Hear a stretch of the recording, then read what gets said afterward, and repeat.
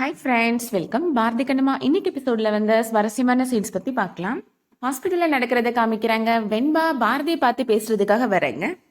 Hi doctor, good evening அப்படின்னு சொல்றாங்க. என்ன டாக்டர், நான் உங்களுக்கு குட் ஈவினிங் சொல்றேன், அட்லீஸ்ட் என்ன ஒரு பேஷண்ட் நினைச்சு கூட குட் ஈவினிங் கூட ரிப்ளை பண்ண மாட்டீங்களா அப்படின்னு கேட்குறேங்க. எங்கேயோ பார்த்து நின்றுட்டு இருக்கிறீங்க டாக்டர் அப்படின்னு கேட்குறாங்க. உங்க உடம்பு எப்படி இருக்கு, கையில கிராக் ஆச்சு, அது சரியாயிடுச்சா, நீங்க எப்போ டிஸ்சார்ஜ் ஆக போறீங்க அப்படின்னு ஒரு அக்கறையா விசாரிக்க மாட்டீங்களா டாக்டர் அப்படின்னு கேட்குறாங்க வெண்பா. பாரதிக்கு கோபம் வந்துருது. நீ எவ்வளவு பெரிய துரோகம் பண்ணிருக்கிற, என்னோட வாழ்க்கையே பரட்டி போடுற மாதிரி ஒரு காரியம் பண்ணிட்டு இப்ப எதுவுமே நடக்காத மாதிரி கேஷுவலா வந்து பேசுற அப்படின்னு கேக்குறாரு. நீ இவ்வளவு கெட்டவளா இருப்ப நினைக்கவே இல்லை அப்படின்னு சொல்றாரு. வெண்பா பாரதிட்ட சொல்றாங்க, எனக்கு உன் மேல அன்பு இருக்கிறதுனாலதான் நீ என்ன விரட்டி அடிச்சாலும் நான் திருப்பி திருப்பி உன்கிட்ட பேசுறதுக்காக வரேன் அப்படின்னு சொல்றாங்க. நீ ரொம்ப டிப்ரெஷன்ல இருக்கிற, உனக்கு ஆறுதல் சொல்லலான்னு தான் நான் வந்தேன் அப்படின்னு வெண்பா சொல்றாங்க.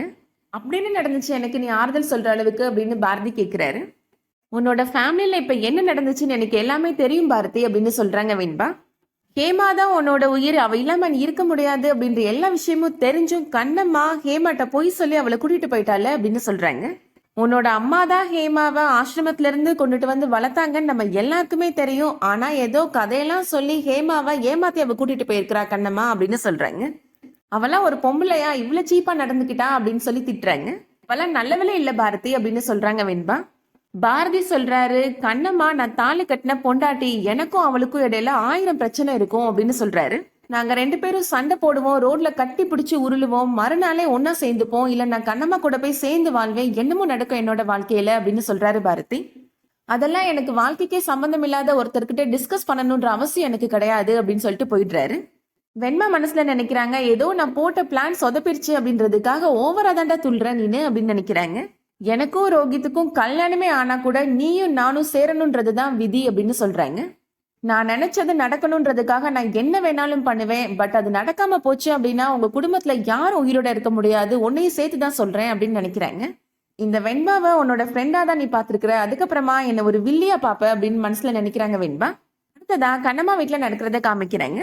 லட்சுமி ஹேமாட்ட சொல்றாங்க, தீபாவளிக்கு ட்ரெஸ் வாங்கியாச்சு, பட்டாசு வாங்கியாச்சு, இனிமே சந்தோஷமா கொண்டாட வேண்டியதுதான் அப்படின்னு சொல்றாங்க. ஹேமா சொல்றாங்க, ஆனா தீபாவளிக்கு ஸ்வீட்ஸ் பண்ணுவாங்களே, நம்ம என்ன பண்ணவே இல்லையே அப்படின்னு சொல்றாங்க. கரெக்டா கண்ணம்மா இப்போ அவங்க வராங்க, நம்ம எல்லாரும் சேர்ந்து குலாப் ஜாமுன் பண்ணுவோமா அப்படின்னு கேக்குறாங்க. ஹேமா சொல்றாங்க, இந்த டிவில எல்லாம் எப்படி பண்றதுன்னு சொல்லிட்டே பண்ணுவாங்களா, அந்த மாதிரி சொல்லி கொடுத்துட்டே பண்ணுமா நீனு அப்படின்னு சொல்றாங்க. கண்ணம்மா இப்போ ஹேமா லட்சுமி 2 பேருக்கும் எப்படி குலாப் ஜாமுன் பண்றது அப்படின்னு எக்ஸ்பிளைன் பண்ணிட்டே பண்ணிட்டு இருக்காங்க. அடுத்ததா பாரதி வீட்டுல நடக்கிறத காமிக்கிறாங்க. பாரதி வீட்டுக்கு வராரு. சௌந்தர்யா நீ சாப்பிட்டியாப்பா அப்படின்னு கேக்குறாங்க. வெளியிலே சாப்பிட்டு வந்துட்டேமா, நான் ரூமுக்கு போறேமா அப்படின்னு சொல்லிட்டு பாரதி போறாரு. ஒரு நிமிஷம் நில்லு பாரதி, உன்கிட்ட முக்கியமான விஷயம் பேசணும் அப்படின்னு சொல்றாங்க சௌந்தர்யா. நாளைக்கு காலையில தீபாவளிப்பா அப்படின்னு சொல்றாங்க. பாரதி சொல்றாரு, ஹேமா இந்த வீட்டுல இருந்த வரைக்கும் வருஷம் வருஷம் தீபாவளினா நம்ம எவ்வளவு சந்தோஷமா கொண்டாடி இருந்திருப்போம் அப்படின்னு சொல்றாரு. ஆனா இப்போ ஹேமா இல்லாம இந்த வீடே களை இழந்து போன மாதிரி இருக்குமா அப்படின்னு சொல்றாரு. சௌந்தர்யா சொல்றாங்க, தீபாவளியை கொண்டாடுறத பத்தி தான்ப்பா நாங்க பேசிட்டு இருக்கிறோம் அப்படின்னு சொல்றாங்க. இந்த வருஷம் நமக்கு தீபாவளியே இல்லைன்னு சொல்லிட்டு இருக்கிறேமா, நீங்க என்னன்னா கொண்டாடுறத பத்தி பேசுறீங்க அப்படின்னு பாரதி சொல்றாரு. சௌந்தர்யா வேணும் எல்லாருமே சொல்றாங்க, இந்த வருஷம் நாங்க கண்ணம்மா வீட்டுல போய் தீபாவளி கொண்டாடலாம்னு இருக்கிறோம்ப்பா, ஹேமா ரொம்ப சந்தோஷப்படுவாள் அப்படின்னு சொல்றாங்க. நீயும் வா பாரதி, குடும்பமா சேர்ந்து எல்லாருமே சந்தோஷமா ஹேமா கூட போய் தீபாவளியை கொண்டாடலாம் அப்படின்னு சொல்றாங்க. கண்ணம்மா என்ன சொல்லுவான்னு தெரியல, ஆனா நாங்க எல்லாரும் சேர்ந்து பேசினா கண்ணம்மா கண்டிப்பா ஒத்துப்பா அப்படின்னு சொல்றாங்க. பாரதி சொல்றாரு, எனக்காக யார்கிட்டையும் நீங்க சிபாரிசு எல்லாம் பண்ண வேண்டாமா அப்படின்னு சொல்றாரு. பாரதி மனசுல நினைக்கிறாரு, டிஎன்ஏ ரிசல்ட் வந்ததுக்கு அப்புறம் தான் நான் குடும்பத்தோட ஒண்ணு சேரணுமா இல்ல தனியா வாழணுமான்னு முடிவு பண்ணணும் அப்படின்னு நினைக்கிறாரு. நாங்க வரலமா அப்படின்னு பாரதி சொல்லிடுறாரு. நீங்க எல்லாருமே போய் ஹேமா கூட சந்தோஷமா இருங்கம்மா, எனக்கு அவ சந்தோஷம் தான் முக்கியம் அப்படின்னு சொல்லிடுறாரு. அடுத்ததா ஹாஸ்பிட்டல்ல நடக்கிறத காமிக்கிறாங்க. வெண்பா காலையில தூங்கி எழுந்திருக்கிறாங்க. யார் இது நம்மள ஹக் பண்ணி படுத்திருக்கிறது அப்படின்னு சொல்லி பாக்குறாங்க. பார்த்தா அங்க ரோஹித் படுத்திருக்கிறாரு. அதை பார்த்த உடனே பயந்து போய் கத்திடுறாங்க. ரோஹித்துமே பயந்து போய் எந்திக்கிறாரு. என்ன வெண்பா, மாமா டீப் ஸ்லீப்ல இருக்கிறப்ப இப்படி கத்தி எழுப்புற, எனக்கு ஹார்ட் அட்டாக்கே வந்திருக்கும் போல அப்படின்னு சொல்றாரு.